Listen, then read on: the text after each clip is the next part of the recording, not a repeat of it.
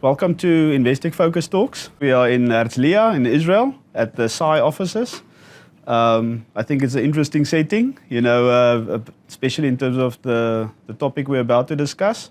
Israel is not, they are quite familiar with conflict, physical and in the cyber world, right? So I thought it's really a good opportunity to have a discussion.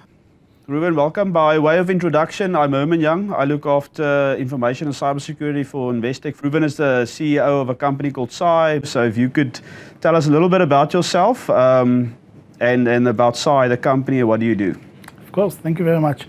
So I'm Reuven Aronashvili. I'm the founder and the CEO of SAI Security. Started my professional career in the Israeli army as part of an academic excellence program. In this program, I've done my B Science and M Science degree in computer science and math. It was in Tel Aviv University. Then I joined the army and had been quite fortunate to joining the cybersecurity unit, in which I was part of the founding team of Section 21. This is the Israeli Red Team. It was a great 7 years of service, and then I decided to continue to a more civilian career path. I founded SAI in 2012, and since then working globally. In SAI, we provide a very wide service portfolio and product portfolio for our customers, starting from red teaming and penetration testing to identify the technical risk, then quantifying the risk for the business, and in the end, optimizing the cybersecurity investment and the efficiency of cybersecurity budget in the organization. Then one of our maybe major incoming data stream is incident response service that we provide, in which we meet multiple ways of attacks that are actually happening in organizations. We are working with the organizations first to contain the situation and then to explore, identify where this incident came from, and above all, what is the damage and how we go back to regular business in this organization. Yeah, I think that's critically important. I mean, you're not just coming from the attacker's perspective, you have the defender's perspective too, because you're dealing with the incidents, right? Which gives you insight into how these organizations respond, I guess what their weaknesses are, which we'll get to a bit later. How difficult it is to be on the defending side. On the defender side. Right? Because as an attacker, you always need to find a single route or several routes that will take you in. As a defender, you have to get a full view of the organization, and that's significantly harder to do. Mm-hmm. What do you think the future holds for, what are the future threats? Do you think about stuff that's coming down the line? I mean, there's human-computer interfaces, right? Where there'll be implants in your body that'll make you be able to interface with the computer. I mean, surely people will be worried that there's risk there, right? So does the cybersecurity team of the future protect staff against those type of things? I think that the problem that we have in the industry is that the business and the ideas and the innovation is always faster than the cybersecurity capabilities to be built. I would always envision that in the future, things will be together. Security by design. That means you don't plan the next chip that will be planted in your brain before you make sure that the cybersecurity capabilities are there. And the problem with human interfaces, right, or with the body kind of interfaces, is what about the reverse interface? Let's assume that you communicate with your computer. That's nice, right? But what about the reverse channel? Something that can communicate with your brain. Well, exactly. If surely that can then implant a memory into your brain. Right. Because if you talk about virtual reality and fully immersive virtual reality, I mean, so we had a discussion the other day about. I don't really like the term metaverse because there's multiple metaverses, but it's really virtual reality, right? And then someone was saying, but I don't want to sit with goggles on my face the whole day. And it's true, initially it will be goggles, right? And then it'll probably be glasses, and it'll be contact lenses, and eventually it'll be a brain interface. Right.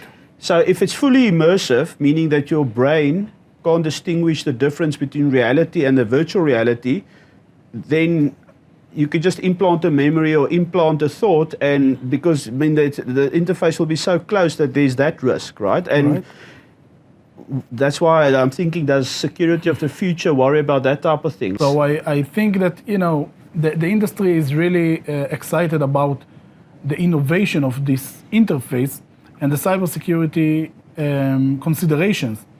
I don't think that they are taking very seriously at the moment, and that's very concerning, of course. Yeah. But even before that, there are multiple things that will be concerning even much earlier. Think about all the authentication mechanisms that you have today, right? You touch your finger on your just smartphone, and that's it. You can pay, right? Your credit card is there, Apple Pay and Google Pay.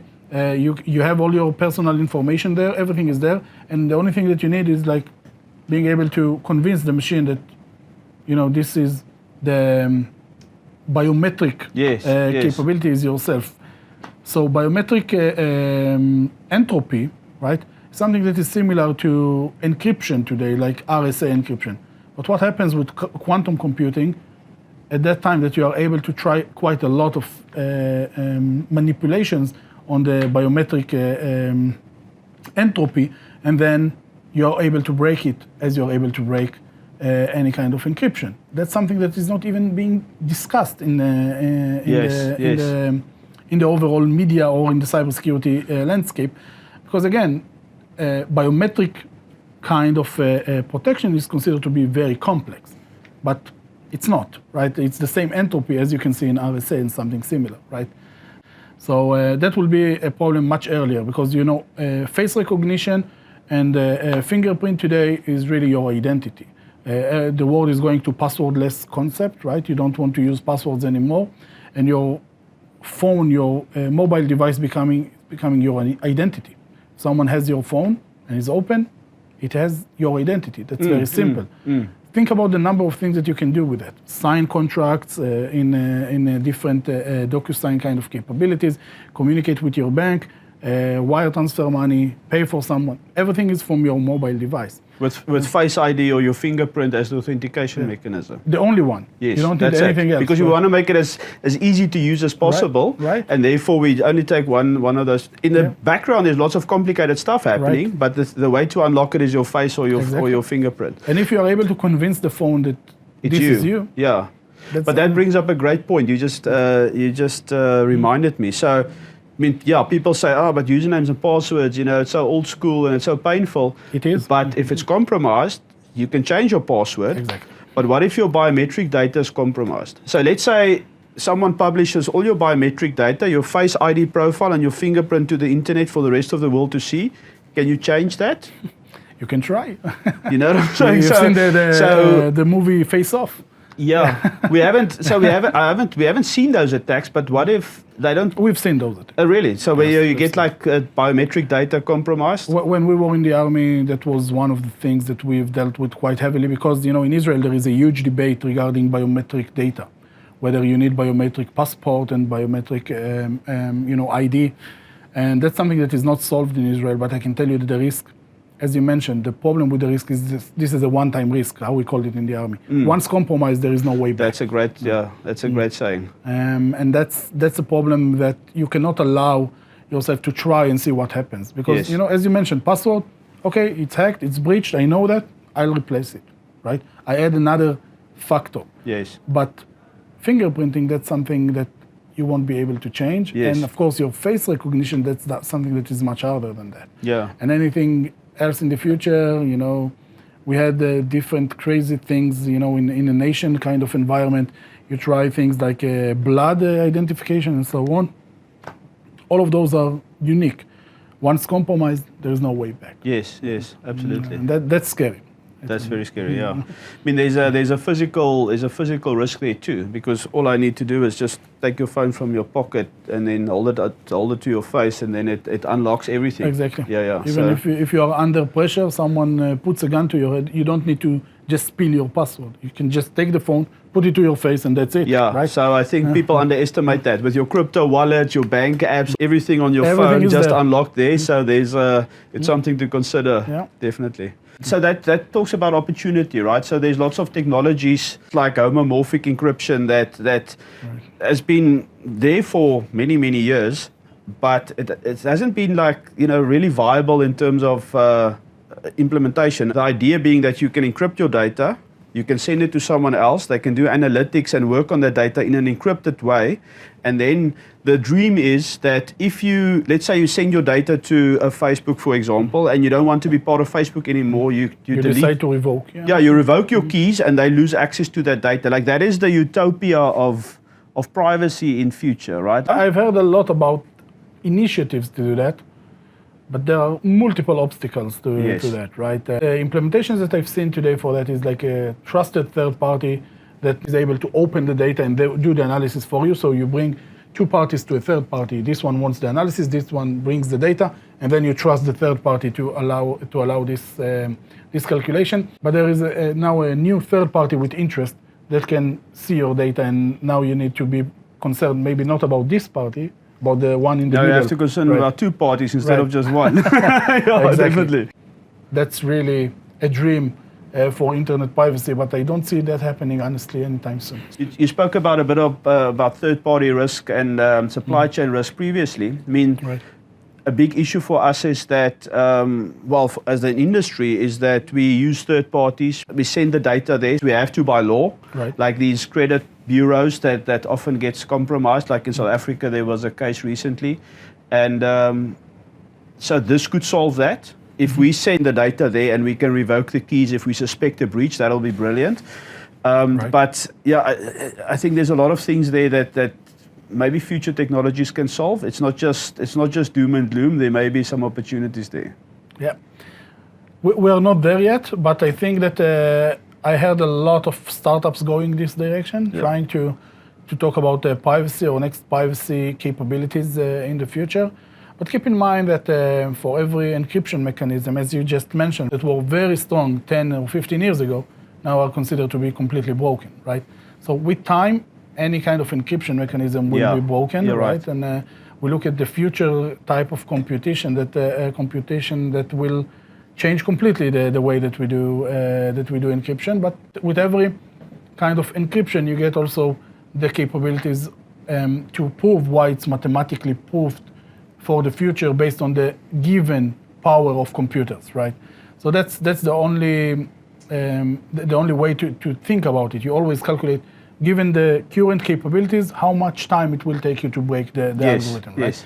And that's the way that we work. But coming to privacy and homomorphic encryption, that's still a dream to be proven. So there's massive opportunities for quantum computing to solve a lot of our problems, but there's also risk there, right? The risk is immediate, right? Things that were considered to be unbreakable in the past will be easily breakable with quantum computing. But once you take that into consideration, right, and you update your encryption mechanisms, you'll get to the same status quo, right? Yes, basically you have to have quantum-resistant encryption, right? So, but the way I understand it, if quantum was production ready today, it could just break all the encryption we have today, the standard encryption ciphers. Most of them quite easily. Cryptocurrency would be at risk too. I mean, in theory, that's just it's public and private keys, right? So concept, if a quantum computer can guess your private key for your Bitcoin wallet, or calculate it, right? Or calculate it, it can just retrieve your cryptocurrency. For sure, because in the end, take something like a RSA, the algorithm, right?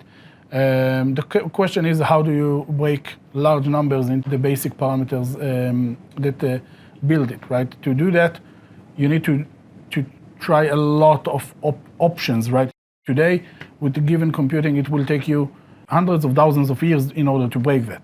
But when you bring a totally different type of computing that shrinks the time for 1 week, then that's a totally different. It's all about the time that it takes you to compute. It always takes time. It's just how quickly that time is. I mean, that's interesting. So onto the Ukraine, Russia. I mean, this is the real interesting stuff. So let me give you my view from the industry, if I could call it that. We always thought that the next war would be preceded by a cyber attack, right? It just makes sense. You start with a cyber attack, you bring the systems and the critical infrastructure down, and then you follow with more kinetic, traditional types attacks. I think we thought this was going to happen. I mean, I'm assuming Russia has all the capability in the world to do this, and yet it didn't, right? So So it happened to some extent, right? When Yeah. they started, there were multiple very powerful DDoS attacks and some attacks against the government in Ukraine, right? We've seen some critical services taking off, DNS taking off. So there were quite significant attacks there. Was it from the government or from groups? I think, or is that part of the challenge here? Groups that were supported by the government, like the Conti Group and some others that stated very clearly we are going to join Mother Russia and do that. In Ukraine, they faced a different type of situation as they seen resistance that they didn't, in a way, anticipate in the right way. So I think that overall the operation intensity that they invested in the overall operation went off or down significantly over time. Yeah. But yeah, you're right that we expected more. Yeah. So the industry expected much more. Exactly. I saw some Russian government sites being down. They took themselves offline. Yeah. If you couldn't access them from outside of Russia, only within Russia.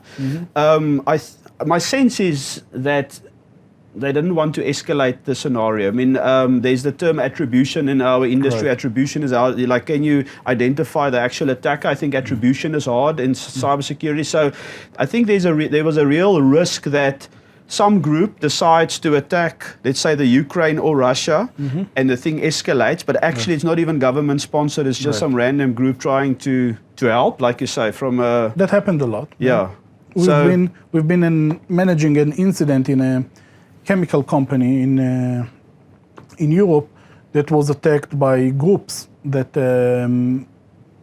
looks like Russian groups, right? We don't know if those are Russians, as you just mentioned. The attribution looks like Russian groups, but then how do you know, right? That's a because very we've got all the attackers also have the same tools now. Exactly. Right. So now, and obviously it's very easy to impersonate coming from a specific country. Exactly. So that's quite easy today. It's very easy for this thing to escalate out of control. If someone wants to pour more gas into the fire, that's something that they can do. Right? Yeah. So before we get into that, I was thinking if you could give us a quick sense of attacker profiles, because I think it's important for the rest of the discussions that you have different attack profiles, and also the motivation is different. Do you also believe in that attacker pyramid in terms of sophistication and likelihood? For sure. When you're in the army, and I had experience to taking it from very nation-level organization, let's say, and different, as you said, different motivation, right? There you want to protect life, anti-terrorism, intelligence, that's one thing. Money is not an issue. Yeah. Then you go to a commercial world when you see that everything is being translated into financial terms in the end. But when you come to sophistication level, for example, you talk about nation-level attackers, it's always considered to be like in the top of the pyramid, right? But now we see that more and more of those capabilities, at least, are moving more and more to the commercial world. So you see capabilities like Eternal Blue from the NSA, then one day it becomes public knowledge, and then you have like chaos in the world, right? Everyone is under attack, and you have, multiple ransomware attacks. But the point is that those risky tools in the hands of less experienced attackers maybe sometimes can create chaotic situations. It was nation-state capability, and all of a sudden it's in the hands of everyone. Of everyone. Yeah. So for those that don't know, that there was a server that was compromised on the internet where someone found some nation-state capability tools, and then they exposed that to the whole world. So I think the motivation I think is interesting. Yeah. So as we discussed, right, the motivation can be financial if that's in the commercial world. You talk about ransomware gangs, right, and there are multiple of those that are actually trying to get financial benefits out of it. In any way, you mentioned extortion, right, or just the ransom part, and not specifically the ransomware or encryption. That's the evolvement of the situation, coming from identifying pressure points, right? As business continuity was a pressure point. If I encrypt your environment, you will pay because you need to go back to business. But there are other pressure points. Sexual content of executives, It's something that we see a huge increase in this kind of extortion. Private information, because of GDPR and other regulations, if you are able to get your hands on this kind of data, you can again pressure the organization to pay you something before you are going and putting this data publicly available for everyone. So the motivation for financial terms is something that has changed quite significantly, but now the same gangs, for example, the ransomware gangs, in the Russia-Ukraine conflict, you've seen that they changed everything that they do from financial aspects, again, to be more national kind of, let's say, support to Russia in some cases, and they started to use wipers instead of ransomwares, right? That means they just deleted the information with no way to recover the information, and then they didn't ask for anything. So again, different motivation. We just want you to look bad or to stop your business. That's the point. It's not around financial benefits anymore or financial gain. So motivation is a very important. I think if organizations and people think about the motivation of these attackers, it can help them defend against it to some extent, right. Where if a nation state wants to come after you, get your information, they will keep going at it until they get that information. It's much harder to defend against, right. As opposed to ransomware gangs that just wants financial gain, right? So am I right in saying that? Do you agree? Like if they want to monetize it, if it's financial motive, then there's a return on investment game that you're playing to say, well, if you're more secure than someone else, they will go for the easier target. In the end, ransomware gangs is a business like any other business. You want to invest less and gain more, right? So if we need to target a company as a ransomware gang, we need to target a company that is very hard to penetrate, and in the end, even if you are in, the financial gain that you'll get will be limited because you manage to get something that is very limited. It's not a good target for you. If you invest the same resources or even less resources and you get the big win, then it will be great for you. That's why, for example, we see one of the trends of attacking, for example, supply chain or service providers, because you invest once, you get one single organization, and from this organization you get access to hundreds other organizations. That's by definition, ROI is at the maximum at this kind of attack. I think the real question then is, what if there is a real cyber attack? Real cyber war breaks out. I mean, there's this concept of the internet kill switch that Russia, for example, have practiced. I'm assuming other countries have the same. So therefore, the assumption is that because they've practiced this, meaning that if they get attacked by other countries at a cyber level and their critical infrastructure starts to go down, that they may isolate themselves from the internet as a last resort to protect their critical infrastructure. I mean, is that a correct assumption? That's like a doomsday. 100%. Now, to bring that back to companies and businesses, if you are hosting some of your infrastructure, your services to your clients in one of those countries, they may become unavailable to your clients, which means that from a business point of view, if there's a cyber war breaks out between countries, I'm assuming there's very little we can do as a business. Just this morning we heard about Cloudflare that are down, right? Their service is down, and hundreds of thousands of sites and services are down at the same time. But the impact is so huge. Think about now the cloud service providers. Azure is down, AWS is down. I mean, the impact is so significant that everyone is going there. And it becomes very quickly like the single point of failure, not for a single organization, for the industry. For multiple organizations. And that's something that personally I'm very concerned about. The cloud is no question about the efficiency and how that's good for the business. But at the past, you were in a situation that your maybe colleagues or other competitor in the market is being attacked, then you know that you're in a way isolated in your data center and you are able to protect yourself. Now it's out of your hands, right? How can you react to that? That's a very difficult problem, right? So even the most resilient organization, right?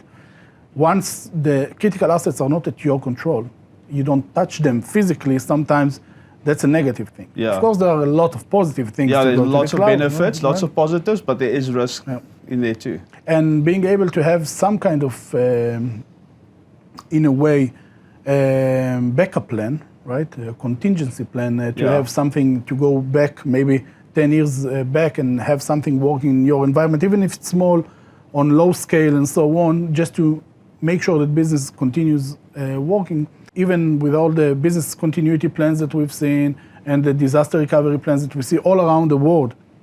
No one is taking this kind of scenario as a realistic one, right? Yeah, because they say, you know, if Microsoft is down, then it's the end of the world. Game over, yeah. In any case, it's game over. That's the thing. I think as an industry for a long time, we were almost exclusively focused on the confidentiality risk, Right. where people were stealing our data or stealing our money or the financial risk. Right. It seems to me more and more availability is a key risk that we should be worried about. The extortions, the cyber wars of the world. Right.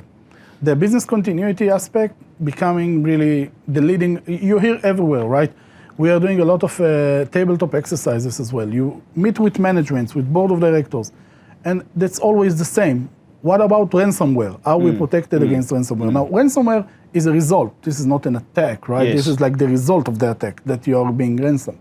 Or it's a method. It's actually a way of attacking. Exactly. Yeah. You can use the same, let's say, attack chain and have different consequences. For example, stealing data, as you mentioned before, changing data like data integrity, and in the end, of course, availability. But still, ransomware is the most impactful one. And the reason for that is that really is always in the news.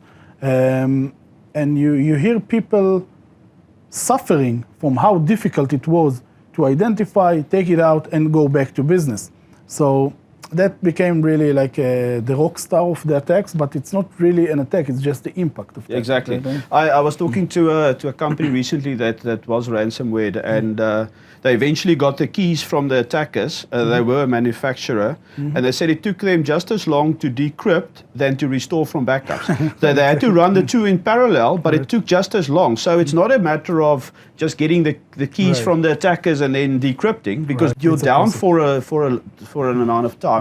I mean, that brings us to the point about, I guess, the defeatist attitude. Like you see in the media, ransomware all over the place. I mean, but surely from your experience, you never hear about the companies that successfully defended. Because it's not interesting. It's not interesting, right? So we always hear about the ones that were successful. Yeah. I mean, and what I wanted to say is it's not just doom and gloom. Are there companies that you've seen that do have good security? And then I guess we can touch on, why is that? Like, why do certain companies have good security? If that is the case, why do some have bad security? Because I'm assuming that the ones that you read about in the media had bad security. Am I right? Or is it? I mean, it's not just a luck thing, is it? It's not a luck thing, for sure. But sometimes, as I mentioned before, it's really hard. It's not an easy problem to solve. There are great organizations, Investec being one of them. Honestly speaking, as I told you many times before, right? I think that's one of the most impressive cybersecurity infrastructure that we've seen in operation. So that's really nice for your customers to know as well.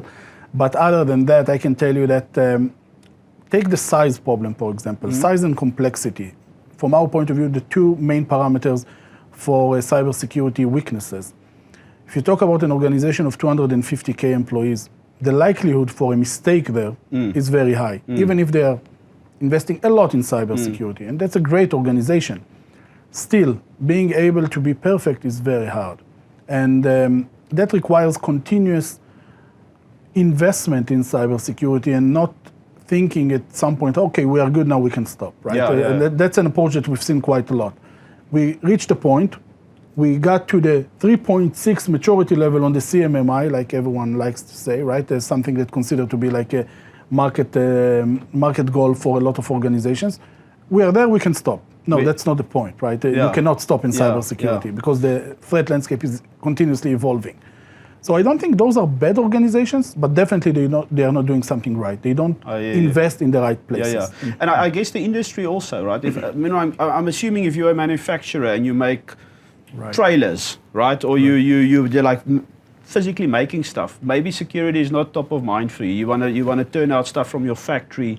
So I've often spoken to people, and there's the IT guy that's also the security guy that, like, So I'm assuming. So therefore, what part does culture play? For sure, because the culture drives investment, drives motivation of the people, and support. Focus. And focus support from the execs. Exactly. It's a well-known thing. It's like a truism. Right. But until you've experienced what the difference looks like from between support from your executives and your board versus no support, then you can see the difference, right? For sure, I can tell you that there are several industries. You mentioned some industrial organizations, retail, fashion companies that we see that are actually, by definition, they invest less in cybersecurity. That's not top of mind. Yeah. But once something happens, and that's the problem. They really reactive in their approach rather than proactive, and that's something that will cost you, right? If you're going to react after something happened, you're going to, all the money that you saved over the years on not investing in cybersecurity, you will pay at some point, right? There's no way around it. We have this saying in the industry, never waste a good crisis. Exactly. Because typically what happens is companies get compromised and then all of a sudden they throw all the money and resources at it. That's a nice segue into my next point is that we call sort of broadly security as a business differentiator, right? So obviously I'm biased, we're in the security industry, but it seems more and more in future, your security posture will become a business differentiator. There's a few things in there, like this availability risk that we're just talking about, but also, what's your sense of the future in terms of privacy and trust? A bank ultimately deals in trust, right? And that's why you mentioned the reputation of if the execs get extorted, or blackmailed, why would they pay?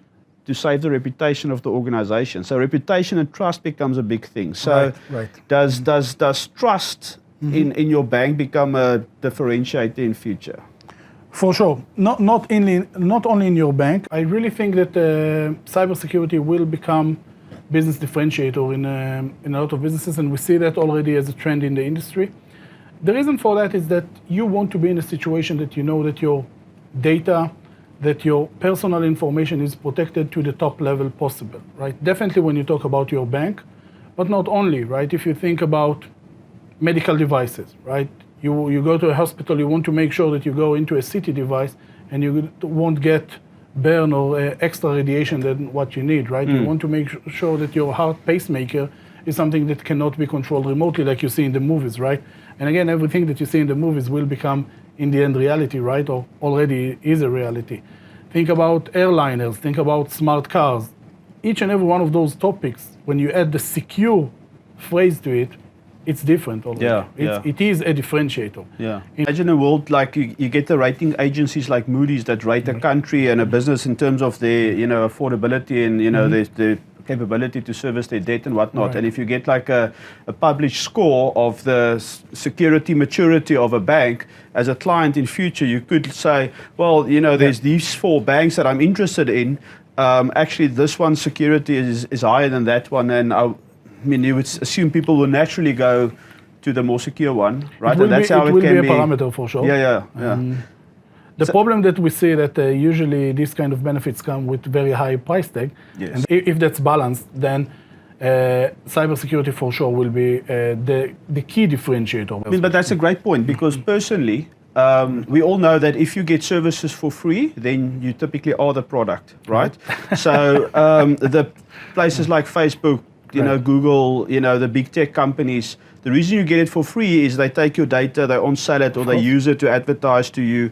So personally, obviously, because of the industry I'm in, I'm very pro privacy, and therefore I suspect that in future, more and more people will say, I will willingly give up my privacy to get this thing for free. Right.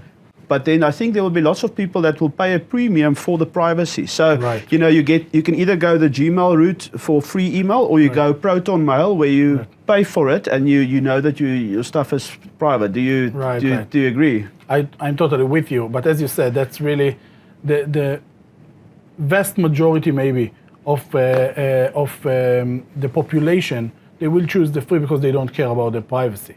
But there are several, let's say, segments in the population that will say, hey, I prefer to pay, and I'm being one of them, as I appreciate privacy greatly, so I prefer to pay and know that my data is protected rather than do that for free or use that for free. So that's a great argument. But if you have 2 banks that both of them, they they have security on top of their mind, and maybe one of them is a little bit less mature on security, then pricing will be still a differentiator, yes, right? you're right. So it depends what that delta is. Listen, I think we're out of time. It was great talking to you. Thank you very much. Always I think it was really interesting.